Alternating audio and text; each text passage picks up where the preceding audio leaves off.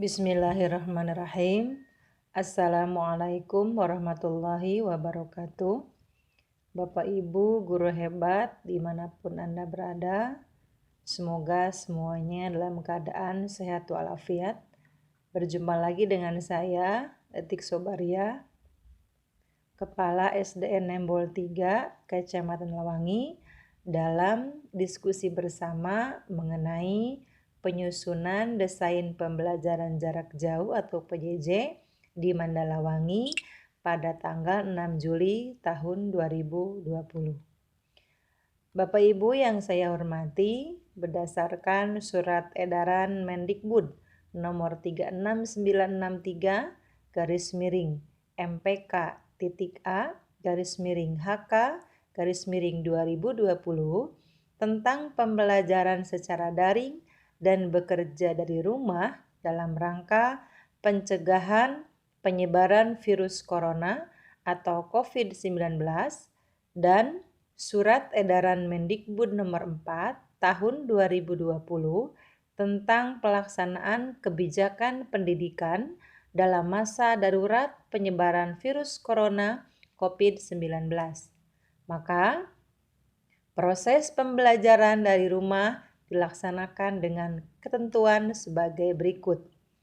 Yang pertama, belajar di rumah melalui pembelajaran daring atau jarak jauh dilaksanakan untuk memberikan pengalaman belajar yang bermakna bagi siswa tanpa terbebani tuntutan menuntaskan seluruh capaian kurikulum untuk kenaikan kelas maupun untuk lulusan. Berikutnya adalah bahwa belajar dari rumah dapat difokuskan pada pendidikan kecakapan hidup, antara lain mengenai pandemi COVID-19. Lalu, aktivitas dan tugas pembelajaran di rumah dapat bervariasi antar siswa, sesuai minat dan kondisi masing-masing, termasuk guru harus mempertimbangkan akses atau fasilitas tanpa harus memberikan skor atau nilai kuantitatif. Nah, Bapak Ibu yang berbahagia, adapun rambu-rambu pembelajaran jarak jauh, yang pertama adalah guru harus memilih KD esensial sehingga jumlah KD lebih sedikit. Yang kedua, rambu-rambunya bahwa guru harus menyederhanakan penilaian. Lalu, tugas guru berikutnya adalah pendekatan yang digunakannya. Apakah menggunakan pendekatan tematik atau menggunakan mata pelajaran? Rambu-rambu ini akan kita pelajari atau kita bahas pada slide berikutnya. Adapun perangkat pembelajaran jarak jauh yang harus disiapkan oleh ibu bapak guru, yang pertama adalah pemetaan kompetensi dasar, lalu silabus, dan juga RPP BDR. Ini mutlak harus disiapkan oleh masing-masing guru perangkat ini ketika akan melaksanakan pembelajaran jarak jauh. Nah, yang pertama kita akan bahas bersama mengenai pemetaan kompetensi dasar. Di sini saya akan ambil contoh pemetaan di kelas 3 pada tema 7 mengenai perkembangan teknologi. Ini adalah contoh pemetaan pada tema 7 di kelas 3. Mata pelajarannya ada bahasa Indonesia, ada matematika, SBDP, dan PPKN. KD pengetahuan, ada juga KD keterampilan. Inilah KD-KD dan muatan mata pelajaran pada tema 7 di kelas 3. Kita ulas KD-KD yang ada pada pemetaan tersebut. Yang pertama, dalam kondisi learning from home atau LFH atau juga kita sebut belajar dari rumah, BDR, maka dimungkinkan kita melakukan penyederhanaan KD dengan cara melakukan analisis. Kenapa? Karena waktu tatap muka yang sangat terbatas. Sekali lagi, dalam kondisi BDR, dimungkinkan kita melakukan penyederhanaan KD dengan melakukan analisis karena waktu tatap muka yang sangat terbatas. Lalu dari hasil analisis akan muncul 3 keputusan. Apakah KD tersebut dipertahankan? Apakah KD tersebut tidak dipertahankan atau tidak diajarkan dalam masa LFH? Yang ketiga, apakah KD tersebut dipertahankan dengan catatan? Nah, dari hasil analisis tadi, maka pada akhirnya kita akan mengajarkan KD-KD yang betul-betul esensial. Kita lihat mana atau kenapa KD tersebut dipertahankan. KD tersebut dipertahankan ketika KD tersebut merupakan prasyarat atau kunci untuk mempelajari KD yang lebih kompleks. Contoh, KD kelas 1 di mata pelajaran Bahasa Indonesia tentang sikap duduk yang benar dalam membaca, ini merupakan KD prasyarat untuk bisa membaca dengan baik. Maka siswa perlu mempelajari KD sikap duduk yang benar dalam membaca pada mata pelajaran Bahasa Indonesia. Jadi KD ini kita pertahankan. Bagaimana lagi kondisi KD yang dipertahankan? Bila KD tersebut kontekstual dengan situasi nyata. Situasi sekarang adalah KD yang mengharuskan anak-anak tahu tentang hidup bersih. Karena pada masa pandemi, salah satunya kita harus menjaga kebersihan. Nah, KD tentang hidup bersih harus kita pertahankan karena KD tersebut kontekstual dengan situasi nyata.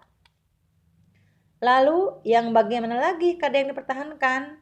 KD yang memuat materi yang terkait dengan karakter, dengan literasi, dengan numerasi, dan dengan life skill.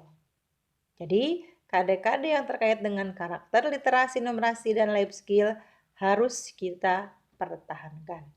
Ini adalah pertimbangan ketika KD tersebut dipertahankan. Keputusan yang pertama. Kita lihat bagaimana keputusan yang kedua.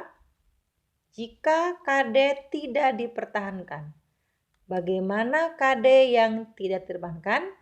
Ketika KD tersebut berulang atau pernah diajarkan di kelas sebelumnya atau akan diajarkan di kelas setelahnya. Bagaimana lagi yang KD yang tidak dipertahankan? KD tersebut mirip-mirip atau beririsan dengan KD yang lain. Dan yang ketiga adalah KD tersebut terlalu sulit untuk diajarkan dalam situasi LFH ini.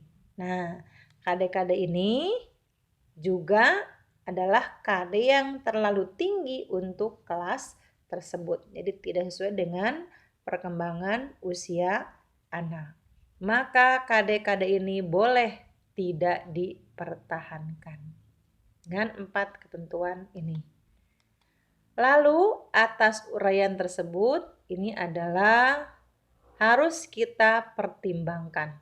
Nah, bagaimana pertimbangannya? Setelah kita melihat pemetaan KD di kelas 3 pada tema 7, ternyata matematikanya ada KD 3.9 dan KD 4.9. Nah, ini menurut hemat saya, ini cukup sulit jika dilakukan pada saat LFH.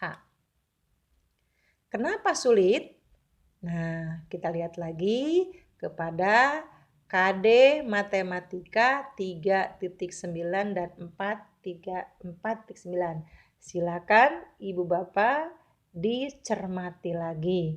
Kenapa saya beranggapan bahwa KD ini cukup sulit jika dilakukan pada saat LFH.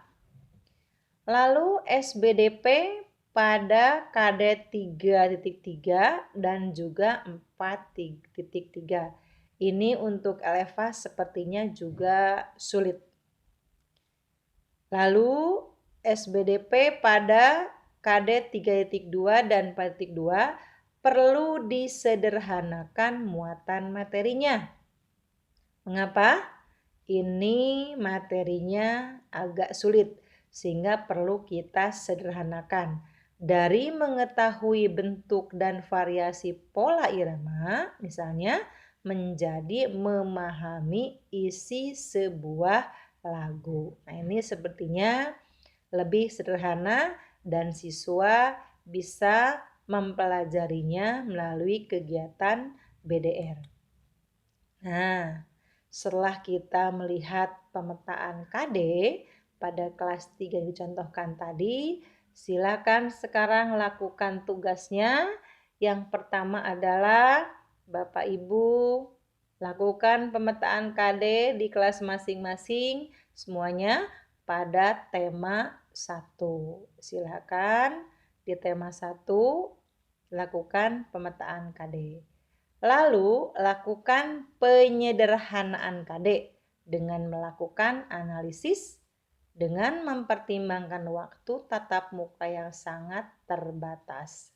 Sehingga nanti dari hasil analisis akan muncul 3 keputusan. Apakah KD tersebut oleh Bapak Ibu dipertahankan atau tidak dipertahankan, tidak diajarkan, atau dipertahankan dengan catatan. Pada akhirnya nanti Bapak Ibu akan mengajarkan KD-KD yang betul-betul esensial hasil analisis penyederhanaan KD dengan pertimbangan waktu yang sangat terbatas pada kegiatan kali ini atau kegiatan BDR ini. Nah, Bapak Ibu, dari hasil analisis tadi, silahkan Bapak Ibu lakukan bersama dengan teman, dicobakan. Selamat mencoba membuat pemetaan. Penyusunan silabus akan dilanjutkan pada sesi berikutnya. Terima kasih Bapak Ibu. Assalamualaikum warahmatullahi wabarakatuh.